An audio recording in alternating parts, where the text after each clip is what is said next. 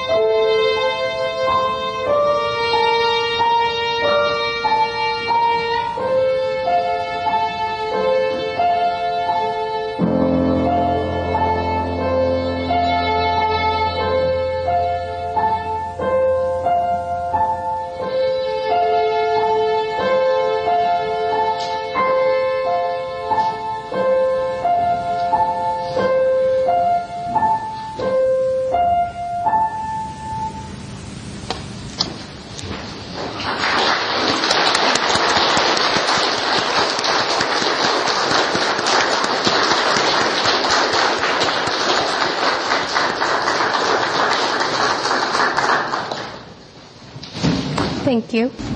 The opening words are a poem called Quiet by Jordan Fennick, translated by Brian Cole. Certainly I shall be sad when you go. It will be quiet. I shall see you getting smaller on the horizon until the setting sun takes your light and without needing the night rises again. The quiet will be filled with life again. That is a very different life, and I shall be grateful that you were there.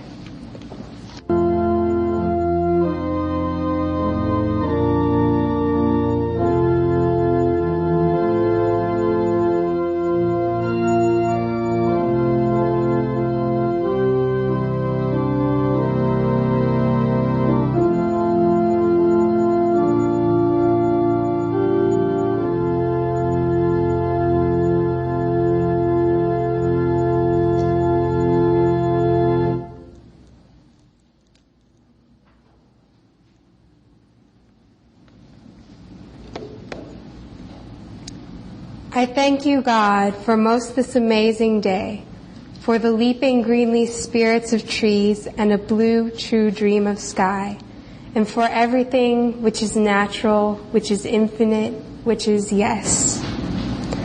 I who have died am alive again today, and this is the sun's birthday. This is the birthday of life and of love and of wings, and of the gay, great happening, illimitably earth. How should tasting, touching, hearing, seeing, breathing any, lifted from the no of all, nothing, human, merely being, doubt, unimaginable you? Now the ears of my ears awake, and now the eyes of my eyes are opened.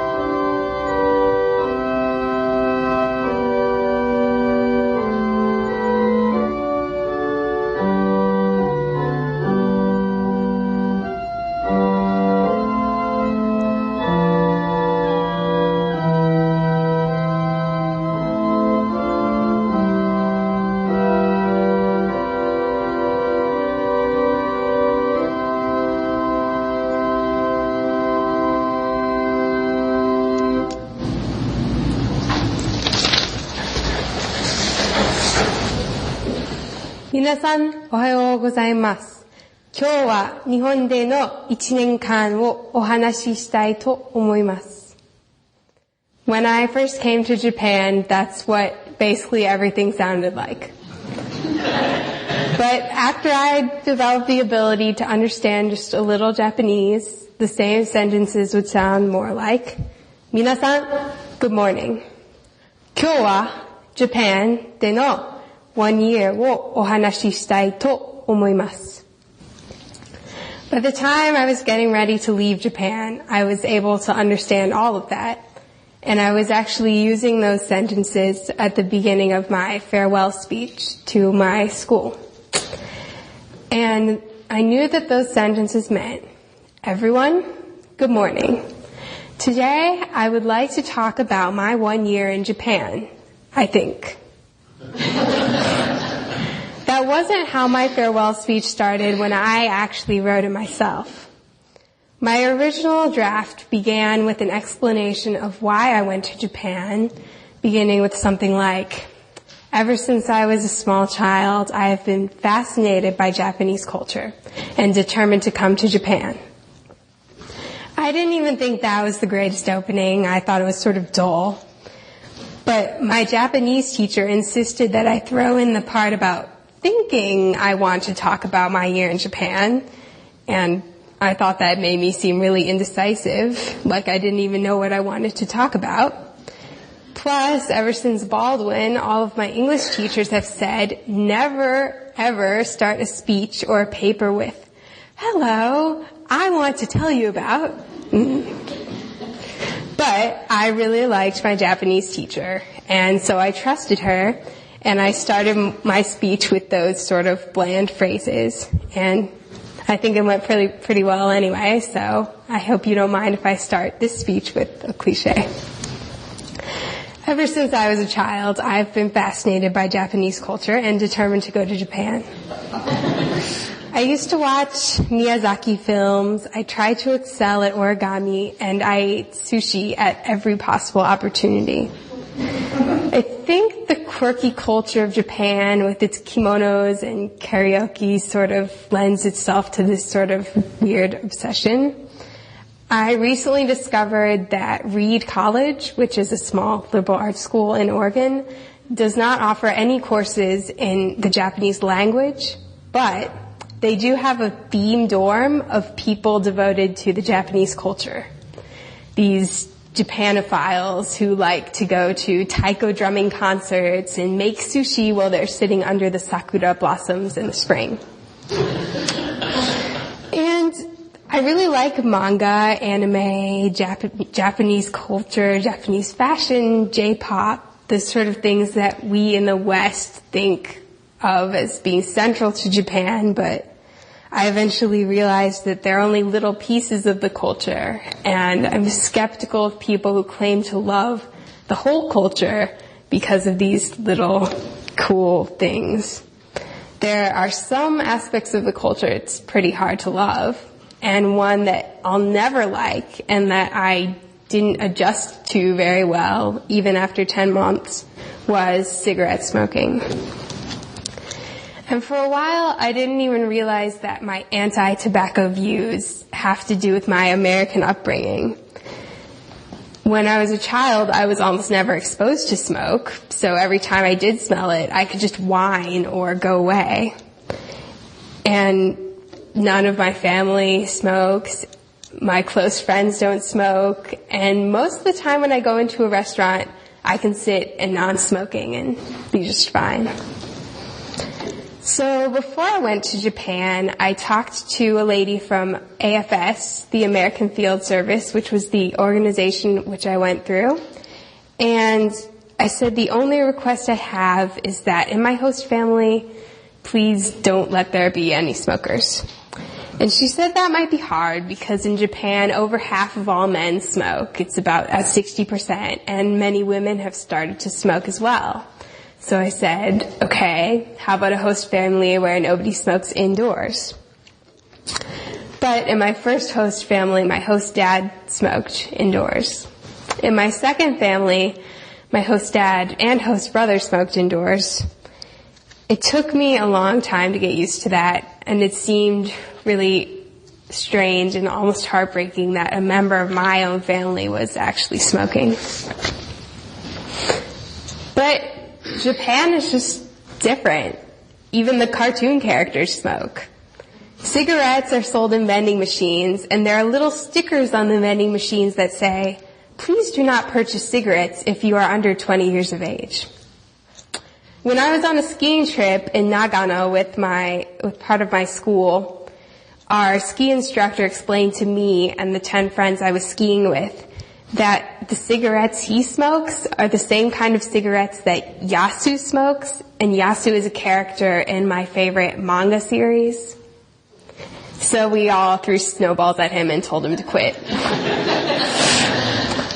So as I was sitting in clouds of smoke in various restaurants and parties, I started to think about culture. When I was in 5th grade, my social studies teacher, Mr. Schrand, taught us about culture. We always opened our books to page 6, read the definition, and talked about culture and how to define it. And even though I thought I understood that culture included values, traditions, and customs, I still didn't really understand what culture was or what was meant by culture shock. My hatred for smoking was one of the things that really introduced me to culture shock. So all exchange students who go somewhere with AFS learn the mantra, it's not good, it's not bad, it's just different. So I altered this mantra to fit with my new life in Japan. First of all, I decided sometimes it can be good. I really liked Japanese customs like serving green tea to your guests, eating fried octopus, giving and receiving gifts all the time. Mostly because I didn't have to give people gifts, I just sort of received the gifts. It was nice. But I broke this AFS law and decided I would think of these things as good because they were amazing. And I changed it to, it may be good, it's not bad, it's just different. Well, usually the bad things aren't horrible anyway, they are just differences, but I could never accept that smoking was just different and not bad, so I decided it was like anything else in life, fix it or adjust to it. Another sort of tricky part of the Japanese culture is the way that Gaijin are treated. The word Gaijin means foreigner or outside person, but that's not exactly what it means. Because in English, the word foreigner seems too broad to mean very much. It doesn't conjure up any image of how foreigners behave. Here in America, sure, we have stereotypes about Mexicans and some about Indians, some about Russians, but they're not all the same. We don't think that because all of these people are un-American, that they act the same way. But in Japan, Gaijin usually means anyone who's black or white or non-Japanese, and there are some interesting stereotypes about Gaijin. Here's how Gaijin are. They all speak and understand English, and most of them are American. They do not speak Japanese unless they are a tarento, which means talent, with almost supernatural linguistic skills, in which case you may see them on the television. And there are actually a lot of tarento who can't do much except look pretty and have blue eyes and speak Japanese very well.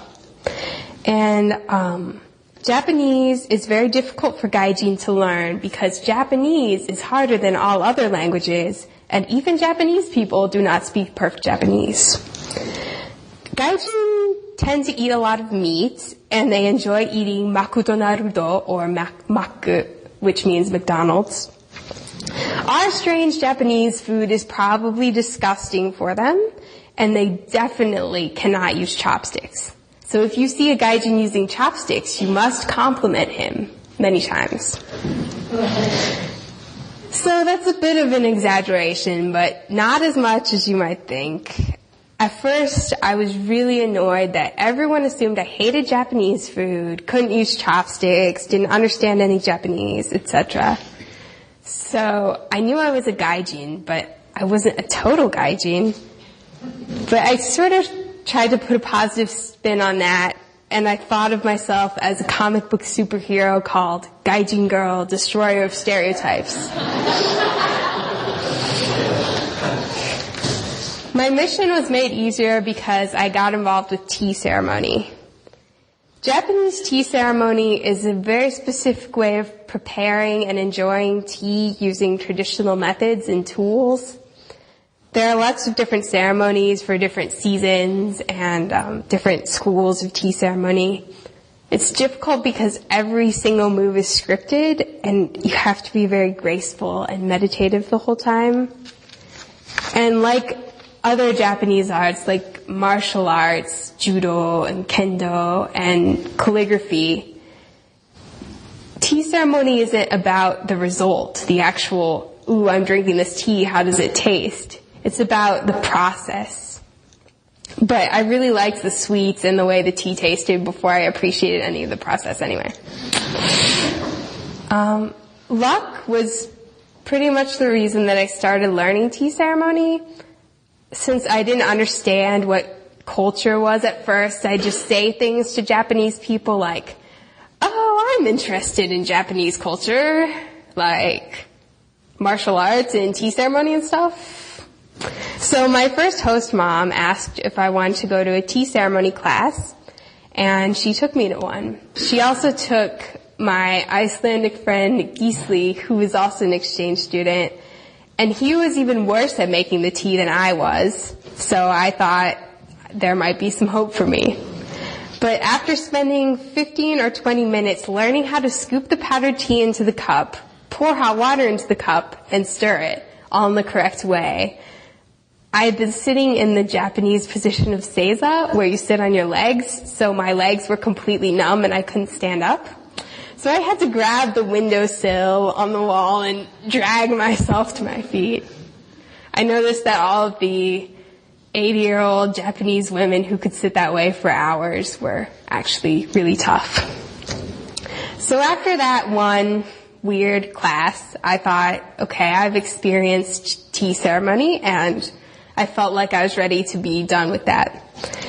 But my host mom's friend Yuko went to class every Monday, and she volunteered to take me with her.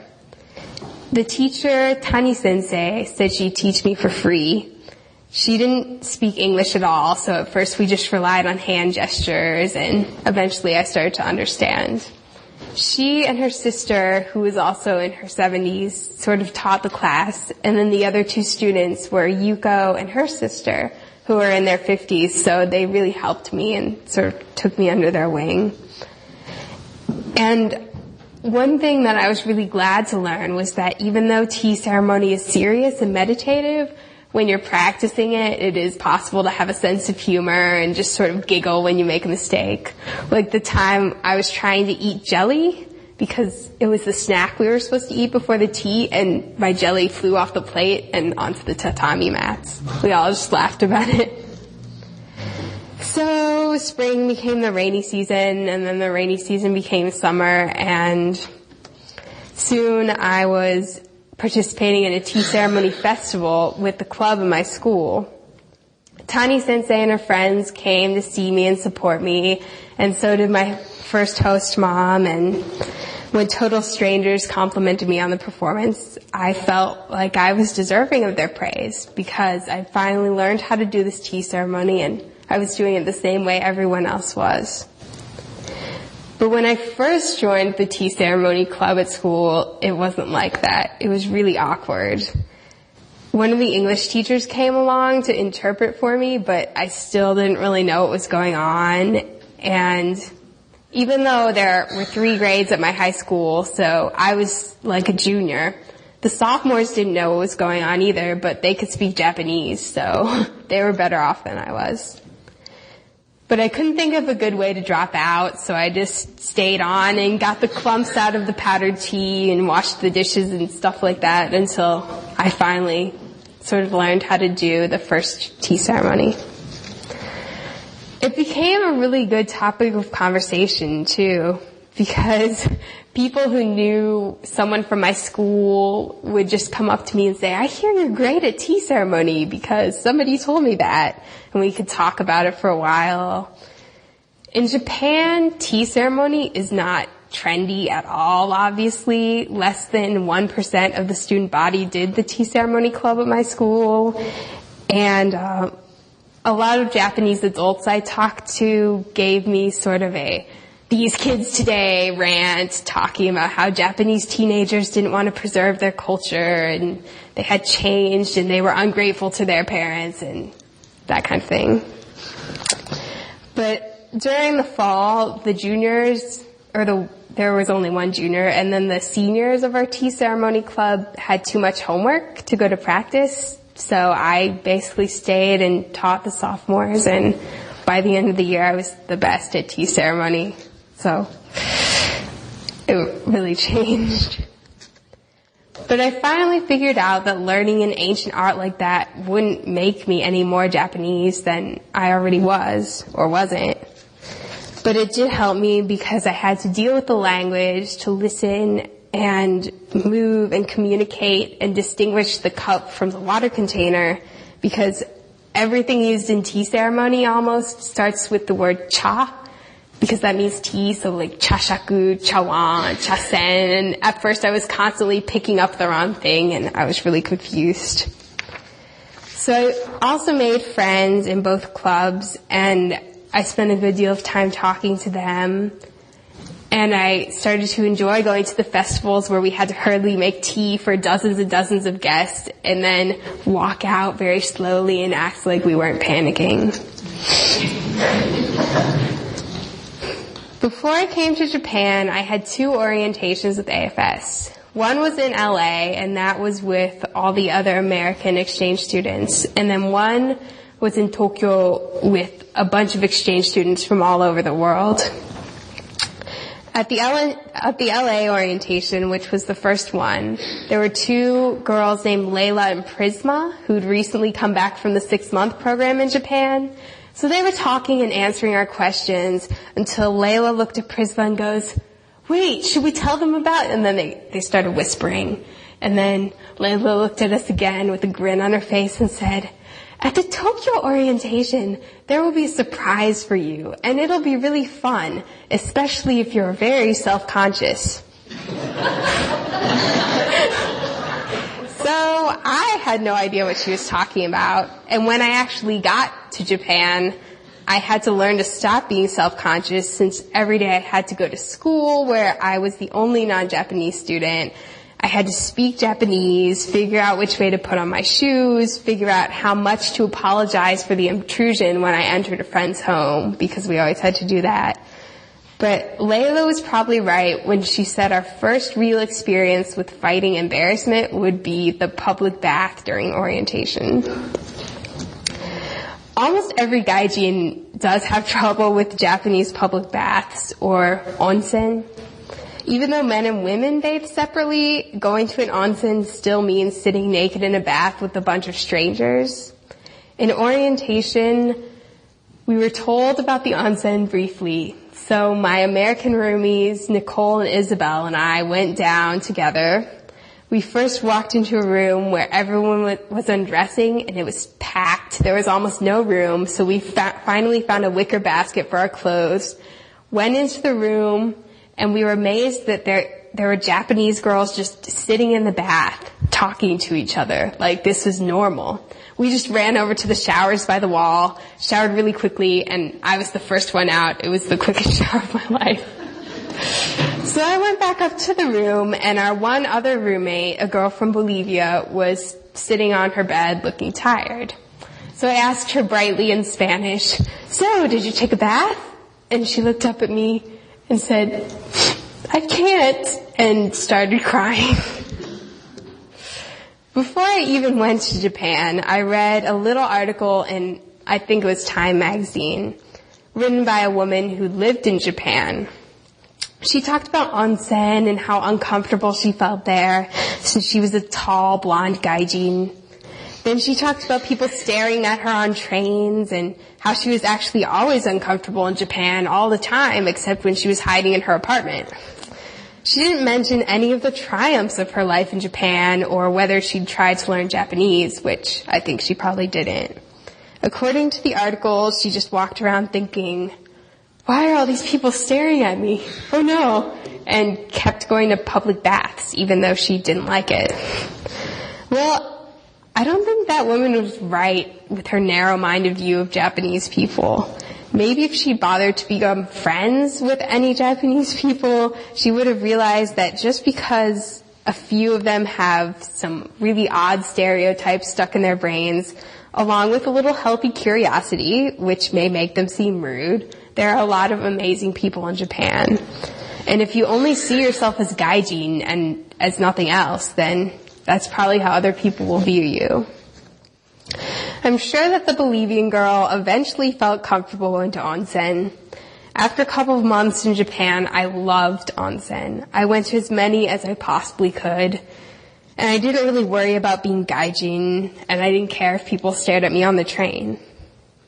So now, I still watch Miyazaki films, and I still love to eat sushi, I like speaking Japanese, and I want to study it some more when I'm in college. I'd also really love to return to Japan someday. I've done almost everything that the typical Japanese high school student does. I rode my bike to school. I wore a uniform every day. I spent time with my Japanese friends and Japanese family. I went on a class trip, and I almost died of boredom in our daily English lesson.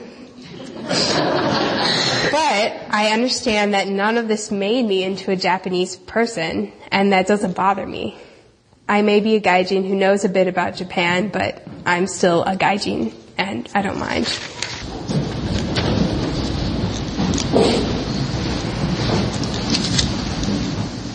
The closing words are from T.S. Eliot.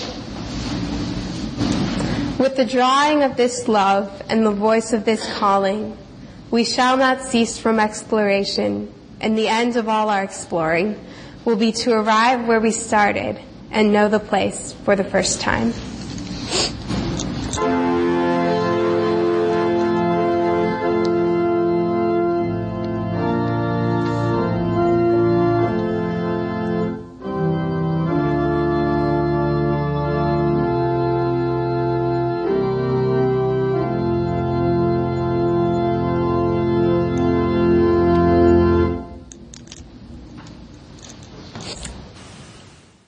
We hope you've enjoyed this presentation of Forever Gaijin by Jane Hayashi.